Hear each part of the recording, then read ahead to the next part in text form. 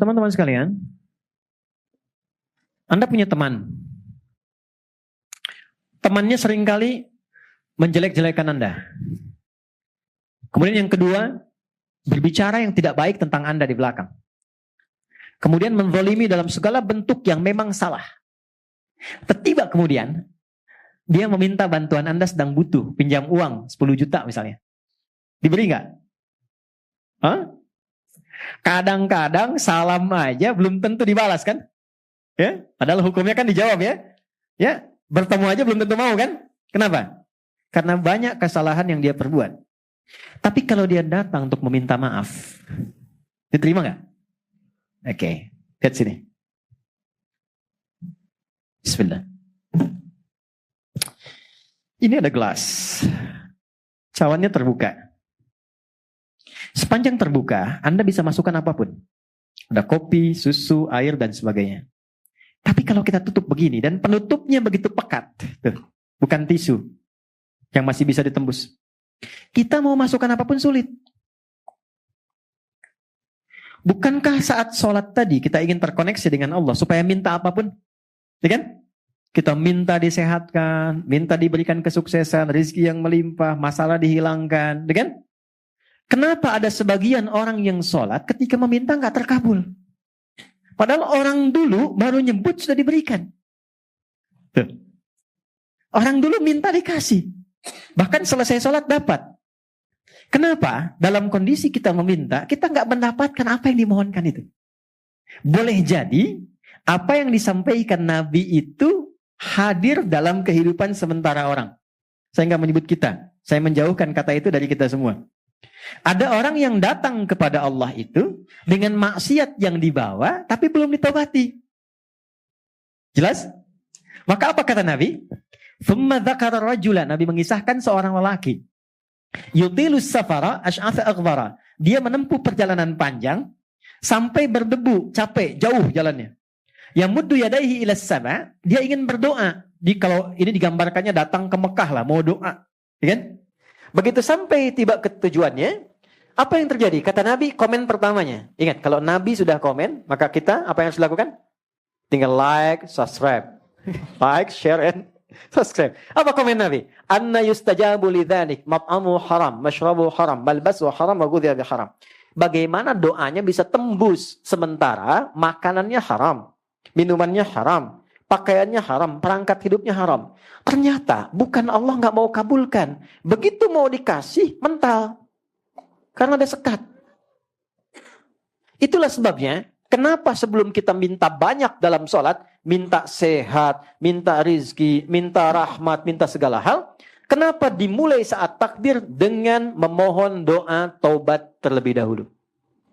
Di pembuka awal.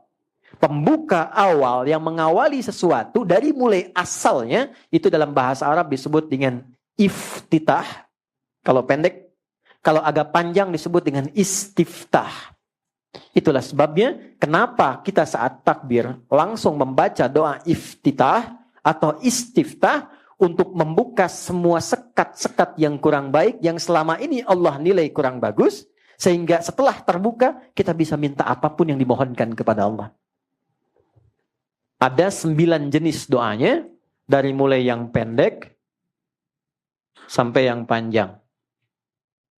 Kalau pendek namanya iftitah, kalau panjang namanya istiftah. Atau kadang untuk mewakili keduanya, baik itu pendek ataupun panjang. Oke, teman-teman biasa baca doa apa? Gak apa-apa. Iftitah.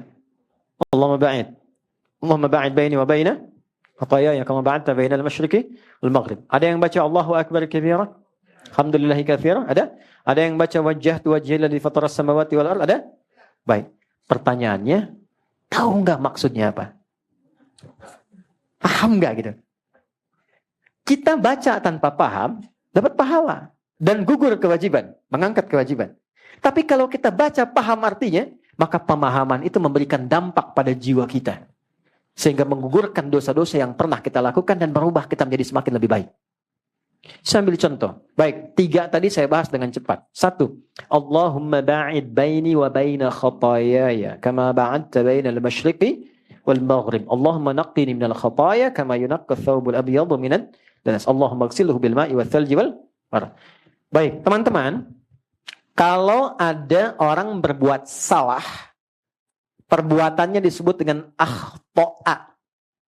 Oke? Kesalahannya disebut dengan khati'ah. Kalau banyak, maka disebut khotoy. Itu yang banyak salahnya. Khotoya. Gini. Khotoya. Yang banyak salahnya. Oke? Kalau saya mengaku, saya ini banyak salah. Maka tambahkan ya kecil di ujungnya. Khotoya. Ya. Gini. Artinya, saya mengaku banyak salah. Saya mau tanya, siapa matanya yang tidak pernah berbuat salah dalam memandang? Ada? Oke. Dari tadi pagi bangun sampai sekarang, pernah nggak salah lihat? Barusan masuknya udah salah lihat ya? Huh? Oke. Pernah nggak telinga itu berbuat salah dengar? Baik. Sampai ke ujung kaki, selalu pernah salah kan? Baik ya? Artinya, kesalahan yang dilakukan itu tidak satu dua, mungkin banyak. Ini yang datang ke sini pun, saya ingin tanyakan. Dengan orang tuanya, baik tidak? Ada masalah nggak? Dengan pasangannya, dengan anaknya, dengan kerabatnya. Puncaknya dengan Allah. Tidak ada satupun manusia yang bebas dari salah. Semua pasti pernah berbuat salah. Tapi indahnya Allah, dipanggillah setiap hari 5 kali untuk memperbaiki kesalahannya. Jadi tidak mungkin orang jadi baik kalau tidak ada salah. Kesalahan itu dihadirkan untuk belajar supaya jadi lebih baik. Sama, saya kadang suka heran. Orang berdoa minta sabar, tapi saat dikasih jalannya tidak menerima. Saya tanya ya, kalau Anda minta sabar sama Allah, dikasih oleh Allah sabar atau dikasih ujian? Pasti diberi ujian supaya merasakan kesabaran itu. Sebab kalau dikasih sabar langsung nggak mungkin. Ya kan? Coba lihat, Bapak Ula berdoa, ya Allah berikan aku kesabaran.